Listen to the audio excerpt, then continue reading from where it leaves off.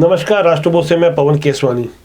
1 दिसंबर को जिस वक्त दिल्ली में विश्व हिंदू परिषद के संयुक्त महासचिव सुरेंद्र जैन लव जिहाद के मामलों को लेकर आने वाले 10 दिसंबर तक शौर्य यात्रा की बातें संवाददाता सम्मेलन में बता रहे थे, उसी 1 दिसंबर को छत्तीसगढ़ के सुदूर अंचल जशपुर के लोग आक्रामक थे।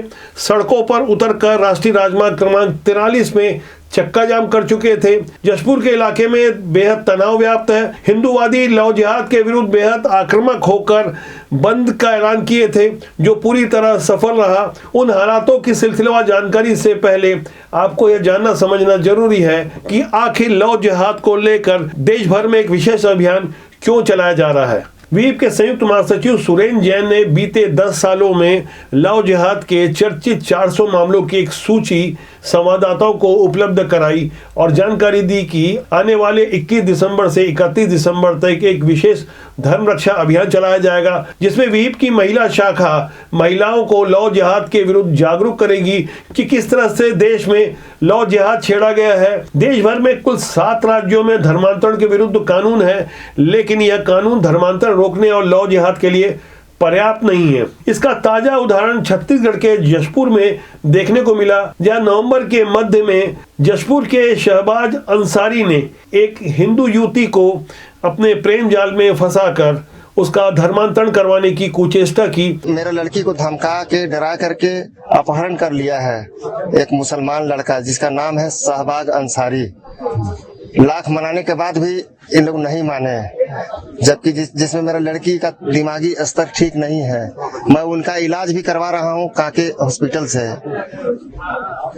उसके बाद उसका फायदा उठाते हुए फिर भी नहीं माने। कितनों हम लोग समझा रहे हैं, बुझा रहे हैं, मगर नहीं मान रहे हैं इन लोग। और जान से मारने के भी धमकी देते हैं और बोलते हैं कि जो दिल्ली में जो कांड हुआ है 36 टुकड़ा, तुमको 72 टुकड़ा करूंगा। करीब 15-17 दिन पहले जब युवती अपने घर से गायब हुई, तब परिजनों की शिकायत पर पुलिस ने शहबाज अंसारी के कब्जे से लड़की को मुक्त कराया और सखी सेंटर में उसे संरक्षण दिया, जहां लड़की ने लड़के के साथ जाने की बात कबूली और उसके बाद पुलिस ने शहबाज अंसारी को लड़की सौंप दी और उस लड़की का अब एक शपथ पत्र सामने आया है। इसके बाद हिंदूवादियों का आक्रोश भड़क गया। उस शपथ पत्र में मुस्लिम धर्म स्वीकार करने की बात कही गई थी। पाया गया कि वो एफिडेविट पूर्णतः असत्य है, वो फर्जी है। हम लोगों ने उसका सूचना भी यहाँ दिया हुआ है, उसको निकालें। ये सीधे सीधे शब्दों में जो हम लोग के द्वारा छानबीन किया गया है, लव जिहाद का ये प्रक्रिया है और हम लोग नहीं चाहते हैं कि एक और हिंदू लड़की के टुकड़े किए जाए। हम पुलिस प्रशासन से भी मांग कर रहे हैं और हम समस्त लोगों से ये मांग करना चाह रहे हैं कि आप एक बच्ची का सुरक्षा करें। अपनी पुत्री के विषय में मांग की है कि उनको दूसरा व्यक्ति जो है, एक समुदाय विशेष का व्यक्ति उसको ले गया है और उससे शादी करना चाहता है। उसकी पुत्री का एक एफिडेविट भी इसमें लगा हुआ है, जिसमें ये स्पष्ट है कि वो 22 वर्ष की है, बालिग है। और इसमें मेरे द्वारा उनको बताया गया है कि इसमें सभी बिंदुओं की जांच करके वैधानिक रूप से कार्रवाई की जाएगी।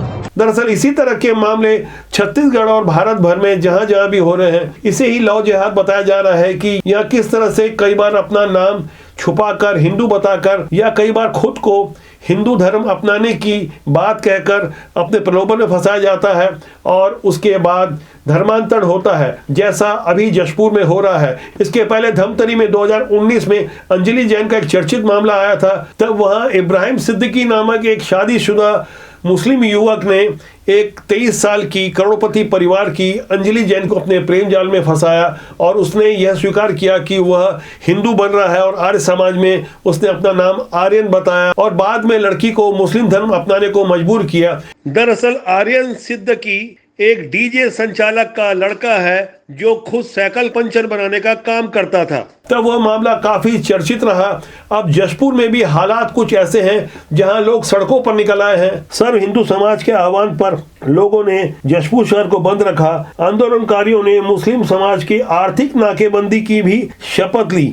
जशपुर के गमरिया में कटनी गुमला नेशनल हाईवे 43 पर चक्का जाम रखा, जिसका प्रभाव कुनकुरी, पत्थलगांव, बागबारा और लोदान में देखने को मिला, जहां सारी दुकानें में बंद थी। जिला पंचायत अध्यक्ष श्रीमती रायमुनी भगत के साथ भाजपा नेताओं ने चक्का जाम किया और आंदोलन को अपना समर्थन दिया। यह मामला तब और ज्यादा बड़ा राजनीतिक स्वरूप लेता नजर आया जब भाजपा के पूर्व प्रदेश अध्यक्ष विष्णुदेव साय ने इसे लव जिहाद बताते हुए सरकार पर सीधे हमला बोल दिया।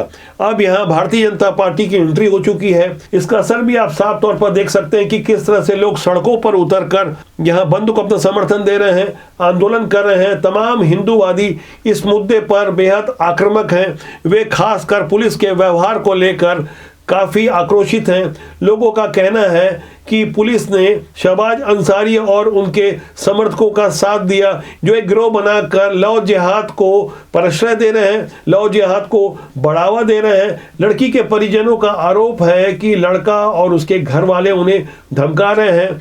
लड़की की मानसिक हालात ठीक नहीं है, ऐसे में उसका धर्मांतरण करवाना कहाँ तक न्याय संगत है। और पुलिस ने जिस तरह का व्यवहार किया वह एक पक्षी कार्रवाई है। यही कारण है कि लोग बेहद आक्रोशित हैं। लगातार 3-4 दिनों से जशपुर में उग्र आंदोलन हो रहे हैं। वहां हालात तनावपूर्ण हैं। पुलिस स्थिति पर नियंत्रण बनाने की भरसक कोशिश कर रही है। सर्व हिंदू समाज का खुला आरोप है कि जशपुर के रोनियार गुप्ता परिवार की हिंदू लड़की को उनके मानसिक हालात खराब होने के बावजूद एक मुस्लिम लड़के ने उड़ीसा ले जाकर जबरन धर्म परिवर्तन कराया और पुलिस इस बारे में एफआईआर दर्ज नहीं कर रही है। यही कारण है कि एकजुट सर्व हिंदू समाज ने अंबिकापुर जाकर बौरीपारा के गौरी मंदिर प्रांगण में पहले तो एकत्रीकरण किया, उसके बाद रैली निकालकर अपना आक्रोश प्रकट किया। ज्ञापन आईजी को सौंपा गया और मांग की गई कि जशपुर की लव जिहाद की घटना के विरुद्ध एफआईआर दर्ज की जाए। लेकिन जो तस्वीरें निकलकर आ रही है उससे यही लगता है कि मामला जल्दी शांत नहीं पड़ने वाला। लव जिहाद और धर्मांतर जैसे संवेदनशील सांप्रदायिक मुद्दों पर मीडिया की भी अहम भूमिका होती है कि किस तरह से देश विरोधी ताकतों को रोके और समाज को जागरूक करे। हमारी कई बार कोशिश रहती है कि ऐसे संवेदनशील मुद्दों पर अपनी जिम्मेदारी का बखूबी निर्वहन करें। देश और समाज को तोड़ने वाली, संस्कृति पर हमला करने वाली ताकतों के विरुद्ध हम जनता की आवाज बनकर मुखर स्वर में इन सारे मुद्दों को रखते हैं, जिससे समाज बचा रहे, देश बचा रहे, देश की संस्कृति की रक्षा हो सके। लेकिन कुछ जिहादी मानसिकता के लोग लव जिहाद जैसे हथकंडे अपनाते हैं, जिससे समाज के लिए खतरा उत्पन्न होता है। समाज तोड़ने वाली कुछ ऐसी हरकतें दिल्ली के जेएनयू से भी सामने आई। आप देख सकते हैं, ये दीवारों के बाहर लिखी हुई कुछ बातें हैं। 30 नवंबर की यह तस्वीर है जिसे देश भर की मीडिया ने दिखाया, जहां साफ तौर पर लिखा हुआ है कि बनिया और ब्राह्मण देश छोड़कर चले जाओ। ऐसे तमाम उत्तेजक और भड़काऊ नारे लिखे हुए हैं।